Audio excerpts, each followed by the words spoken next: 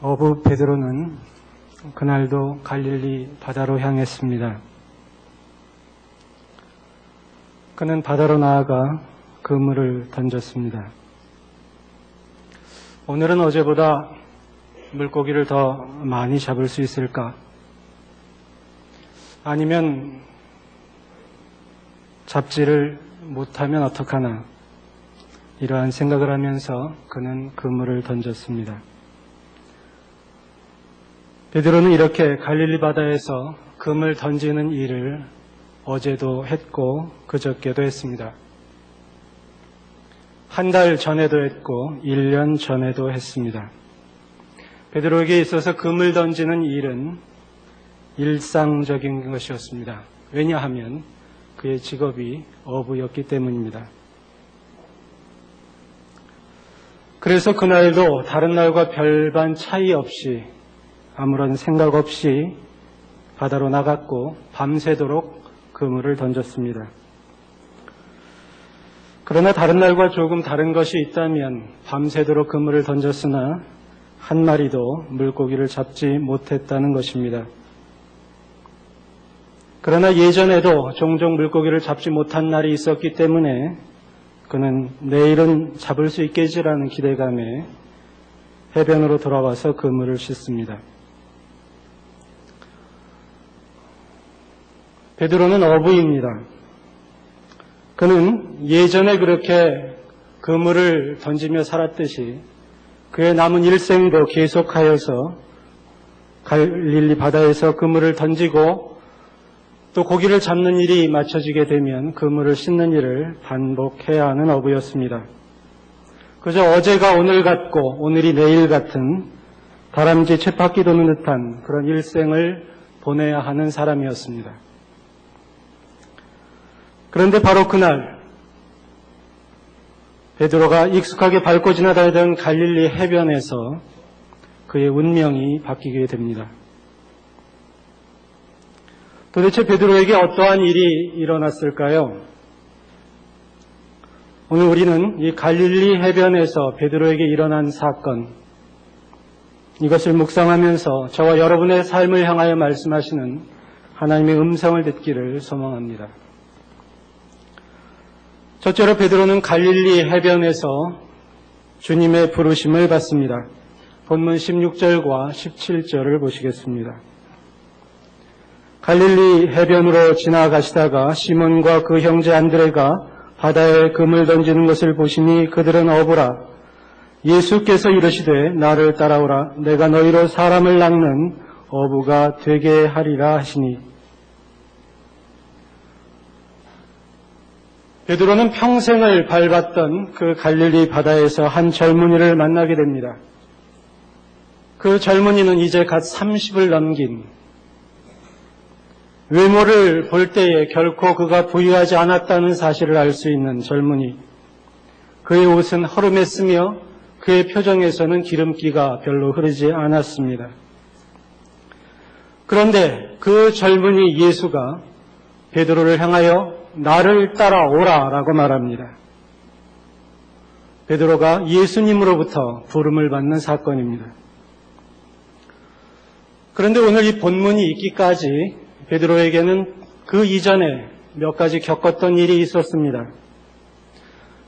요한복음 1장을 보면 베드로의 형제 안드레가 있는데 이 안드레의 소개로 예수님을 만나는 일이 있었습니다.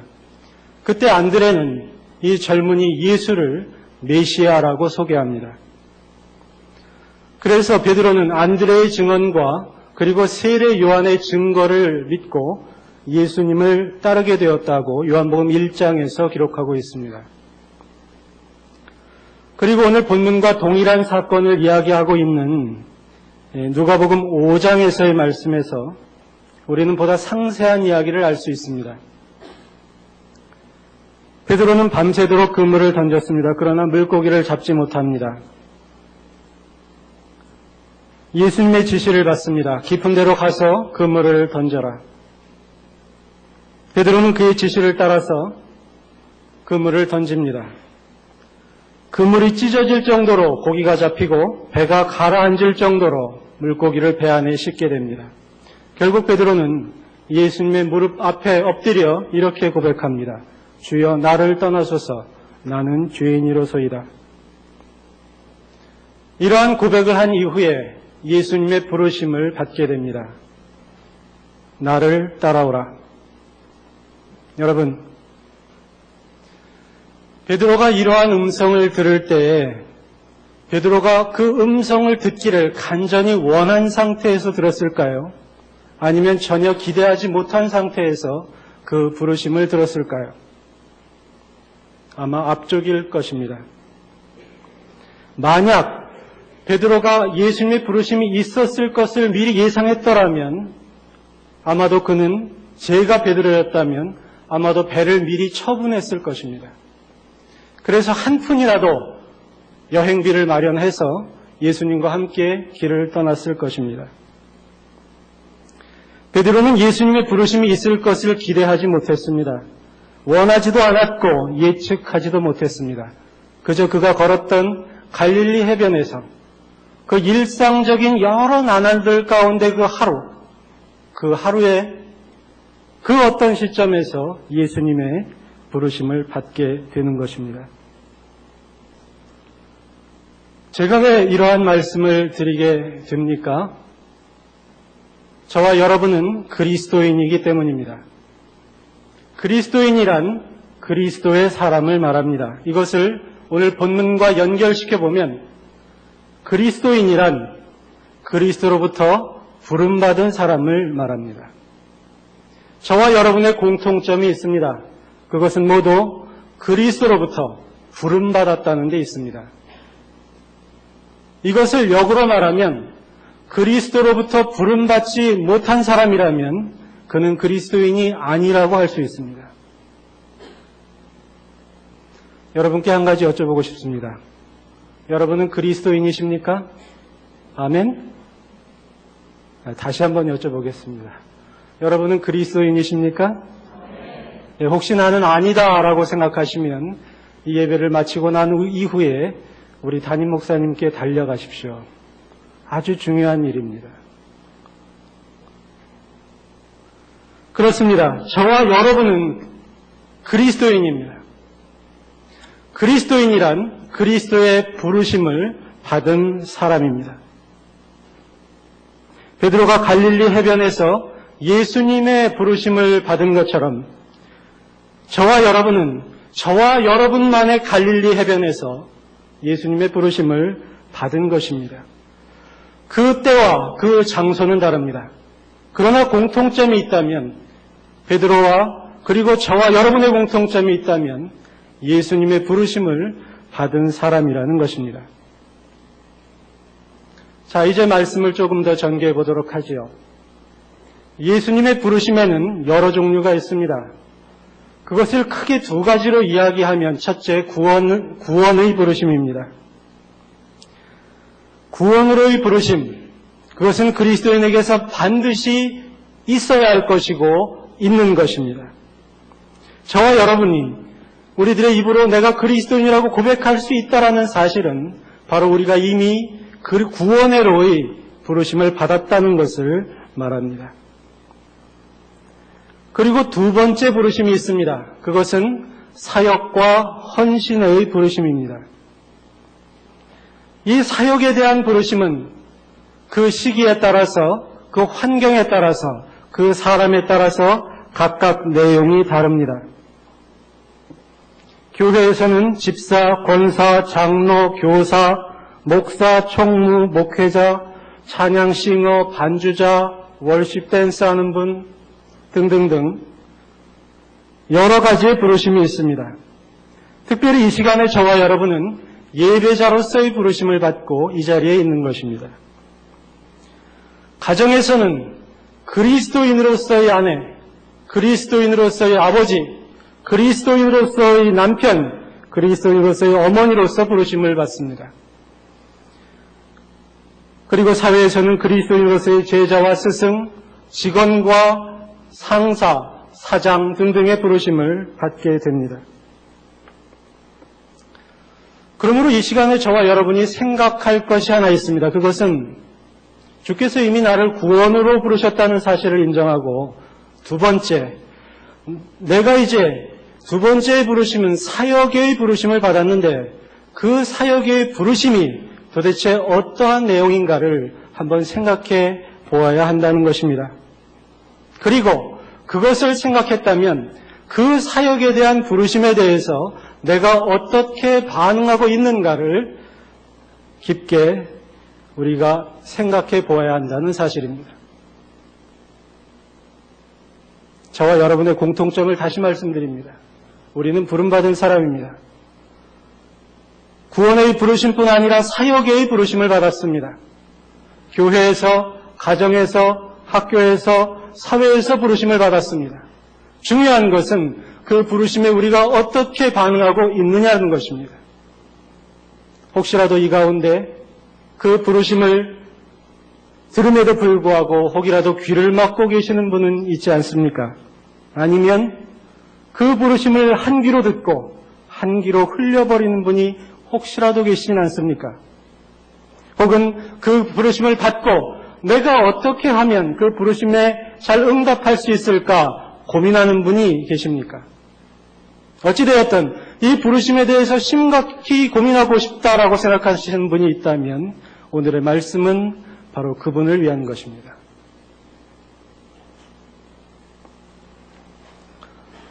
두 번째, 베드로는 갈릴리 해변에서 그물을 버립니다. 본문 18절을 같은 목소리로 읽겠습니다. 시작. 곧 그물을 버려두고 따르니라. 고개를 드시죠. 베드로의 직업은 무엇이었습니까? 어부였습니다. 그런데 어부가 무엇을 버렸습니까? 그물을 버렸습니다. 여러분, 어부가 그물을 버리면 어떤 일이 벌어집니까? 이것은 마치 요리사가 식칼을 버린 것과 마찬가지입니다. 군인이 총을 버린 것과 마찬가지입니다. 그는 어부로서의 기능을 상실을 한 것을 말합니다. 어부가 그물을 버리게 되면 자신의 생계뿐 아니라 가족의 생계까지 위태해져 버립니다. 그럼에도 불구하고 베드로는 그물을 버려두었다라고 성경은 기록하고 있습니다. 궁금하지 않습니까? 왜 베드로는 자신에게, 어부인 자신에게 있어서 너무도 소중한 그 그물을 왜 버렸을까? 왜 버려야만 했을까? 그 대답은 간단합니다. 본문 18절에 이야기하고 있기 때문이죠. 곧 그물을 버려두고 뭐 했다고요? 따르니라. 그렇습니다. 예수님을 따르기 위해서 그물을 버린 겁니다. 가령 이 베드로가 예수님을 따르는데 그물을 가지고 따랐다고 생각해 보십시오. 갈릴리 바다에서는 그물이 너무도 유용한 도구였습니다. 그러나 예수님을 따르는 베드로가 등에다가 그물을 딱 쥐고 그리고 예수님을 따라서 겟세마네 동산에도 가고 예루살렘에도 갔다고 생각해 보십시다. 그것은 결코 그에게 있어서 유용한 도구가 아닙니다. 그것은 짐일 뿐입니다.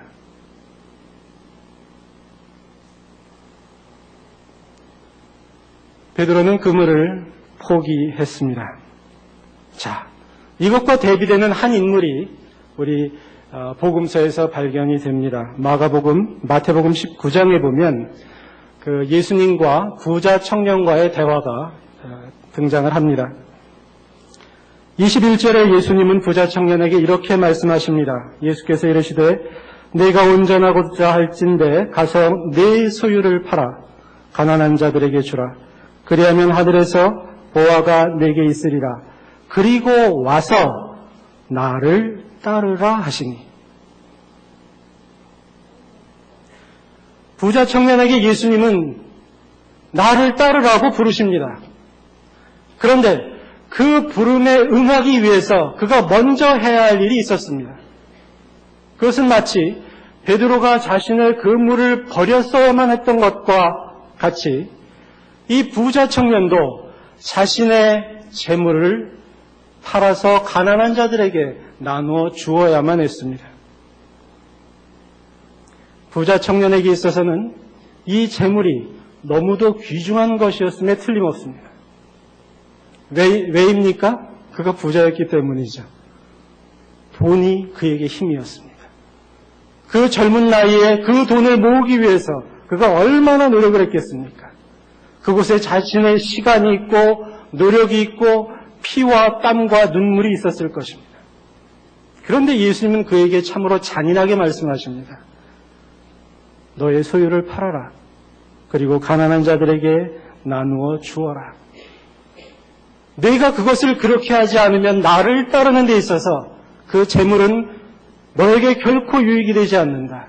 그것은 너에게 짐이 될 뿐이라고 말씀하시는 겁니다. 그런데 본문에 계속되는 22절의 기록은 이러합니다. 그 청년이 재물이 많음으로 이 말씀을 듣고 근심하며 가니라.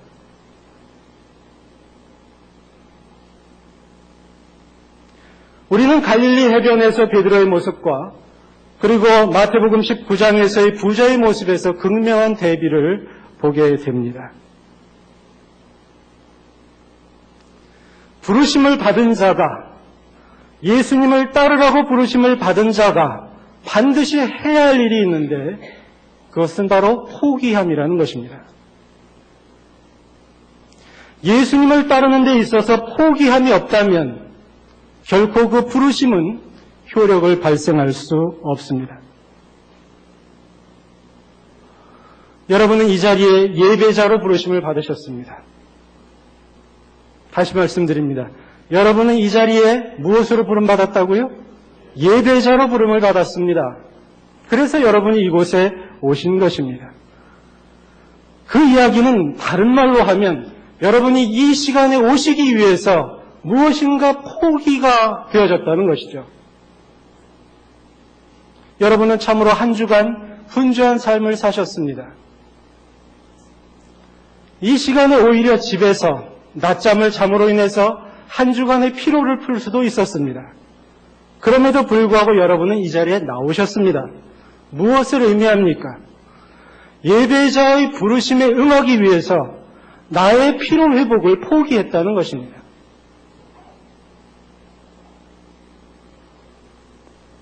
여러분, 만약에 베드로가 그물을 포기하지 않았다면 어떠한 일이 벌어졌을까요?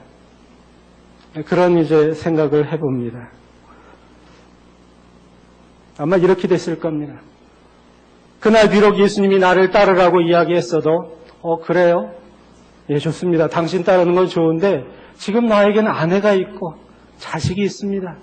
내가 예수님을 따르면 도대체 우리 아내와 이 아이들은 누가 벌어먹입니까? 제가 예수님을 따르되 한 60년 후에 따르겠습니다. 그렇게 말하고 그리고 예수님을 따르지 않았다고 생각해 보십시다. 그리고 여전히 그물을 붙들고 그가 갈릴리 바다로 나갔다고 생각해 보십시다. 어떤 일이 벌어졌을까요? 그렇습니다. 그는 예전에 그랬던 것처럼 여전히 그 다음 날도 바다로 나가서 고기를 잡아야 했을 것이고 그 다음 날도 잡아야 했을 것이고 한 달 후, 1년 후 계속해서 고기를 잡아야 했을 것입니다. 그리고 그렇게 늙어갔을 것입니다. 그리고 그렇게 하다가 죽었을 것입니다.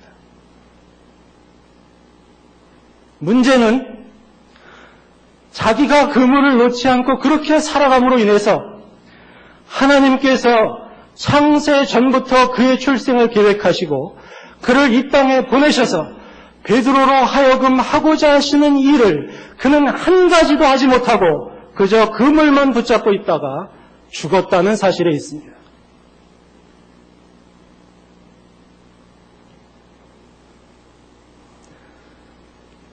제가 모두에서 이러한 말씀을 드렸습니다. 저와 여러분은 그리스도인입니다. 그리스도인이란 그리스도로부터 부름받은 사람입니다. 이 부름에는 구원의 부름과 사역의 부름이 있다고 말씀을 드렸습니다. 이 부르심에 응하기 위해서는 먼저 포기해야 된다고 말씀을 드렸습니다. 자, 여기에서 우리의 선택이 있습니다. 만약 베드로가 그물을 붙잡고 계속 살았듯 저와 여러분이 우리가 애지중지하던 마치 부자 청년에게 있어서 그 금은 보화와 재물이 중요했던 것처럼 그것을 붙잡고 산다고 하십시다. 예수님이 아무리 나로 하여금 부른다 하더라도 알았습니다. 예수님의 말씀은 너무 좋지요. 그러나 그것은 60년 후에 하겠습니다. 그리고 여전히 나의 것을 붙잡고 그 재물을 붙잡고 산다고 하십시다. 그렇습니다. 그렇게 살 수 있습니다. 그렇게 시간이 흘러가게 할 수 있고 그렇게 하다가 늙을 수 있습니다. 그리고 그렇게 하다가 죽을 수 있습니다. 저는 결코 원하는 것은 아니지만 여러분이 만약 그런 삶을 살고 싶으시다면 그렇게 사십시오. 여러분 자신만을 위하고 하나님의 부르심에 대해서 듣지 않으려고 하거나 외면하는 자세를 가지고 사십시오. 원하신다면. 나의 자녀와 나의 가족의 안위만을 생각하면서 그렇게 사실 수 있습니다. 그리고 그렇게 살다가 늙고 그렇게 살다가 죽을 수 있습니다. 그렇게 하고 싶으시다면 그렇게 하실 권리가 저와 여러분에게 있습니다.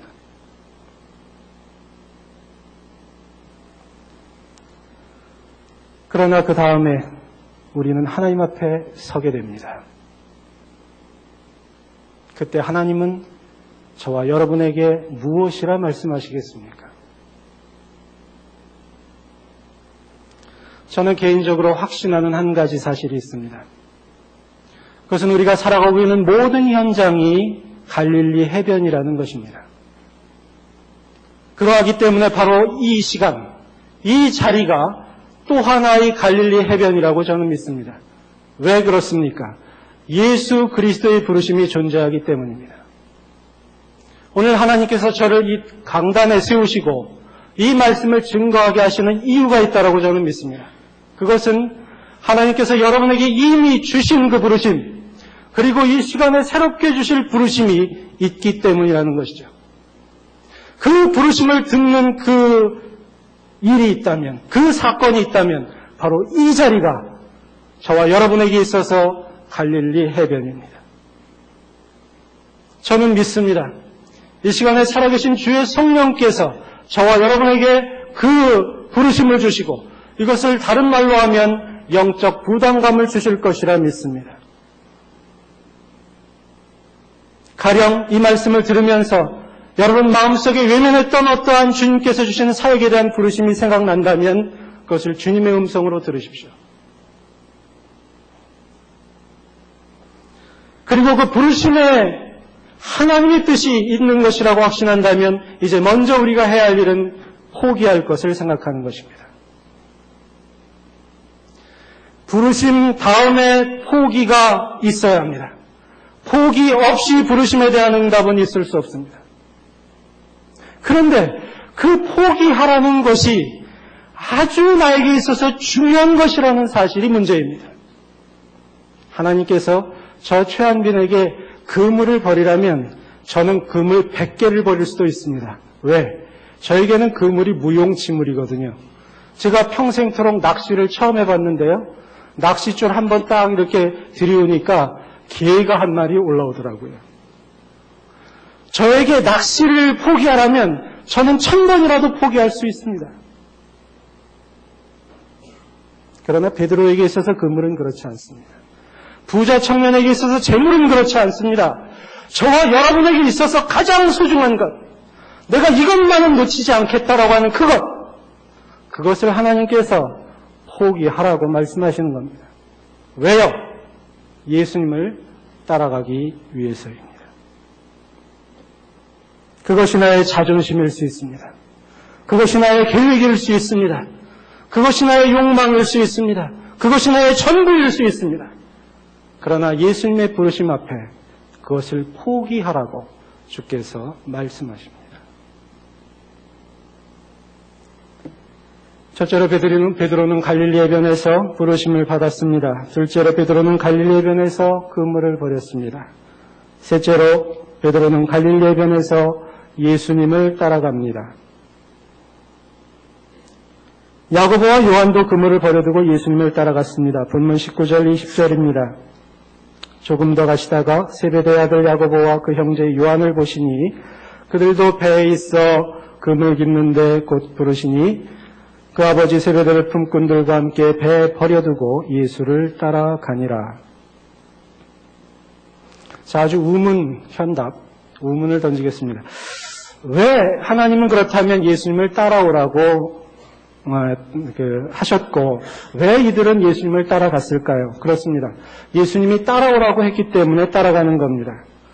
그러면 예수님은 왜 이들로 하여금 따라오라고 했습니까? 뭐라고요? 예. 저보다 한 발 앞서가셨습니다. 고맙습니다.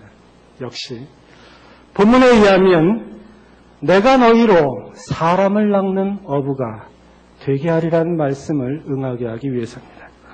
사람을 낚는 어부가 되게 하기 위해서 나를 따라오라고 했습니다. 여기에서 주목해야 할 말씀이 있습니다. 그것은 내가 너희로 사람을 낚는 어부가 되게 한다는 말씀입니다. 오해하지 마십시오. 베드로가 예수님을 따르려고 그물을 탁 던지고 예수님의 뒤를 딱 쫓아가자 그때 뿅 하고 사람 낚는 어부가 된 것이 아닙니다. 사람 낚는 어부가 되게 한다라는 것은 무엇이냐면 예수님을 따라가는 그 과정을 통해서 이후에 그로 하여금 사람을 낚는 어부가 되도록 만들겠다라는 예수님의 그런 결정사항입니다. 무슨 말씀인지 이해되시죠? 그물을 버려두고 재물을 버려두고 뭔가 탁 버려두고 주여 난 포기했습니다. 가겠습니다. 그러면 뿅 하고 바뀌는 게 아니라 그것이 출발점이 되어서 예수님은 그 출발을 받아들이셔서 그를 사람을 낚는 어부로 만들어 가신다는 겁니다. 내가 너희로 사람을 낚는 어부가 되게 하리라. 무엇이 되게 하리라. 이것이 바로 우리가 주목해야 할 것입니다.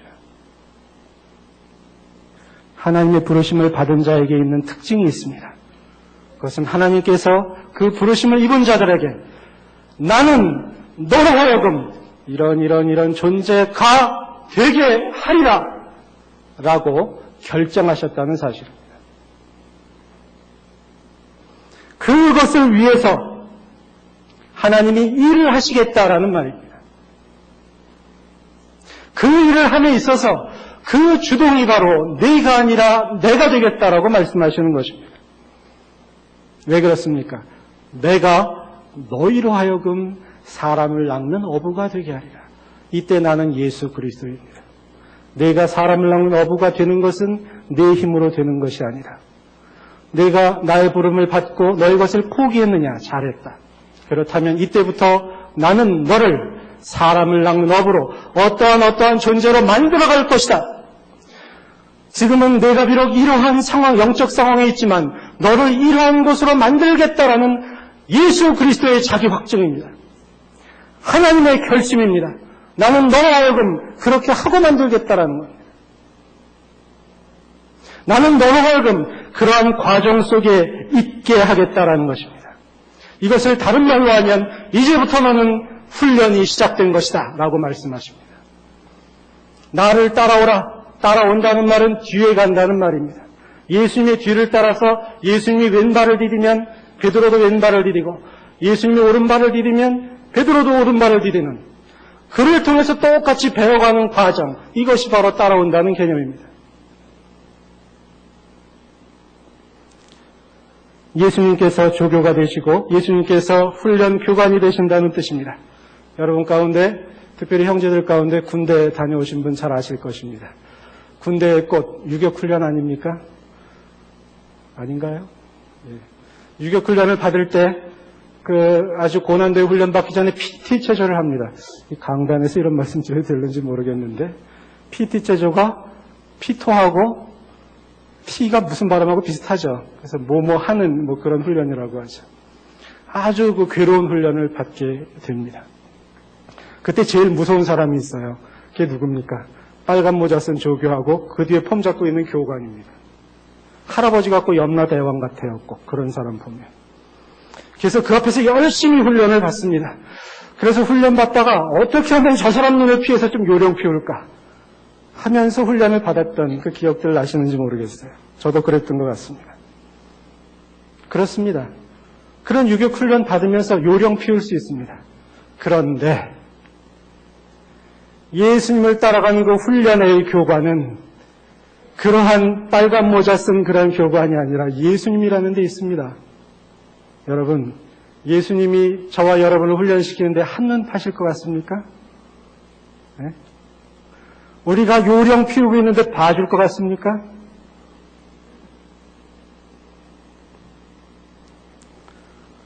그건 있을 수 없는 일입니다. 예수 그리스도께서 우리의 교관이 되셔서 내가 너희금 이렇게 되게 하리라는 그 결정을 하신 그분은 우리로 하여금 참으로 빡세게 그의 훈련을 진행하십니다. 예수 그리스도의 부르심을 받은 사람은 예수 그리스도한테 딱 걸린 사람입니다. 그것을 인정하면 할수록, 그것을 빨리 하면 할수록 그 사람은 참으로 하나님 안에서 정말 예수 그리스도의 것을 누리며 살 수 있습니다. 빨리 그 훈련을 통과할 수 있습니다. 그런데 어떻게 하면 요령 피울 수 있나? 어떻게 하면 예수님의 눈으로부터 벗어나서 딴짓할 수 있을까? 이렇게 하다가는 누가 되느냐? 바로 요나가 되는 겁니다.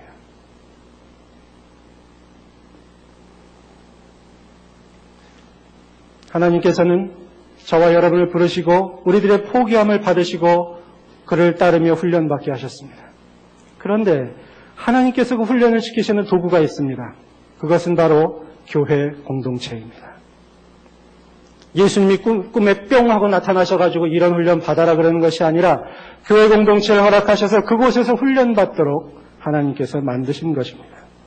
예배가 살아있는 교회, 그리스도의 제자를 양육하는 교회, 사람의 교제가 있는 교회, 이웃과 세상을 섬기는 교회, 십자가의 복음을 전파하는 교회.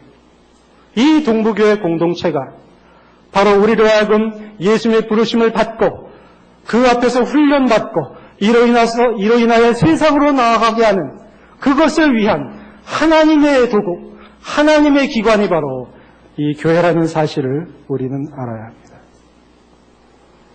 청년 1, 2부 공동체도 마찬가지입니다. 이것이 3부 예배니까 특별히 말씀드릴게요. 청년 1, 2부는 동아리가 아닙니다. 청년 1부는 무슨 클럽도 아닙니다. 그리고 끼리끼리 모이는 편당도 아닙니다. 청년 1, 2부는 예수님께서 베드로를 훈련시키셨듯 청년 1, 2부에 속한 그 연령대에 있는 사람들을 훈련시키시기 위해서 만든 그 훈련을 통하여서 그러금 성숙한 그리스도인이 되고 이 세상의 빛과 소금의 역할을 감당할 수 있도록 하게 하는 그 훈련의 장소가 바로 청년 1, 2부라는 사실을 아셔야 합니다.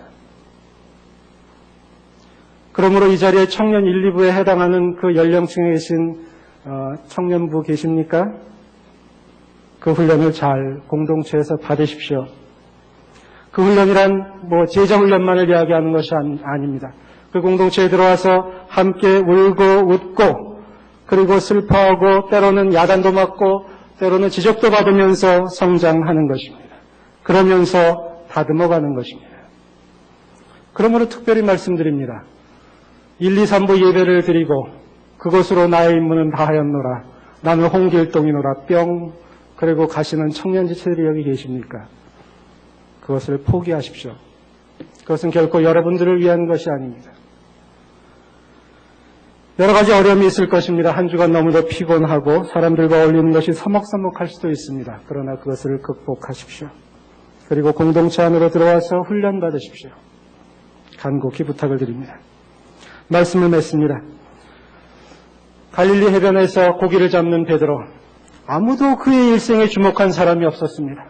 그는 그저 그렇게 살다가 죽을 수밖에 없었습니다. 그러나 예수님은 그를 주목하셨습니다. 그리고 그를 부르셨고 베드로는 그에 응답하여 그물을 버렸습니다. 예수님은 베드로로 하여금 사람을 낚는 어부가 되도록 일하셨습니다.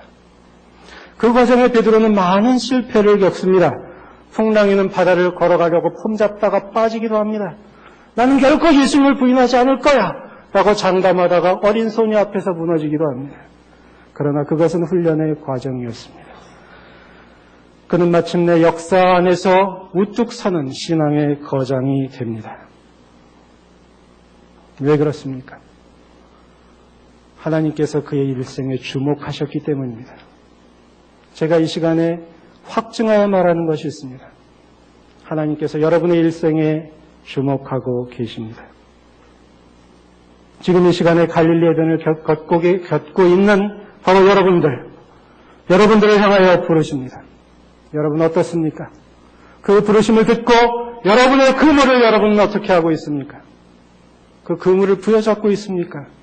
아니면 버리고 있습니까? 그것을 부여잡을까? 그것을 버리고 예수를 따를까? 그것은 여러분들의 몫입니다.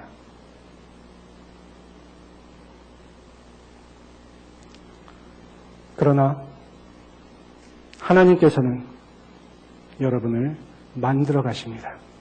이런 하나님을 찬양합니다. 기도하십시다. 우리를 부르시고 훈련시키시는 하나님, 갈릴리의 변에서 베드로를 부르신 예수님께서 동일하게 우리들만의 갈릴리의 변에서 우리를 불러주셔서 감사합니다. 하나님, 기도하옵나니 우리로 하여금 나의 그물을 버릴 수 있는 용기를 허락하여 주시옵소서. 그리고 예수님을 따라 배우게 도와주옵소서. 우리에게 동부교회라는 아름다운 신앙의 공동체를 허락하심을 감사드립니다. 청년에게 있어서는 1,2부라는 또한 훈련의 공동체를 주셔서 감사합니다. 열심히 훈련받아 이 세상에서 우리에게 주신 사명, 우리를 이 땅에 보내신 목적을 성취하는 우리 모두가 될 수 있도록 주께서 축복하여 주시옵소서. 예수님의 이름으로 기도드리옵나이다. 아멘.